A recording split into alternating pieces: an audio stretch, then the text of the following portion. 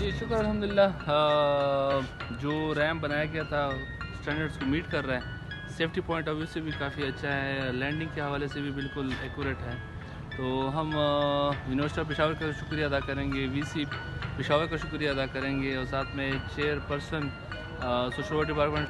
तो इंशाल्लाह इसी तरह चेंजेस यूनिवर्सिटी ऑफ पेशावर और अदर इंस्टीट्यूट जो कि HEC के अंडर काम कर रही है उनके साथ हम मिल के इन चीज़ों को एक्सेसिबल बनाएंगे, ताकि पर्सन विद डिसेबिलिटी या स्टूडेंट विद डिसेबिलिटी जो हैं वो ज़्यादा से ज़्यादा फैसिलिटेट हों और मुल्क की तरक्की में अपना रोल अदा कर सकें।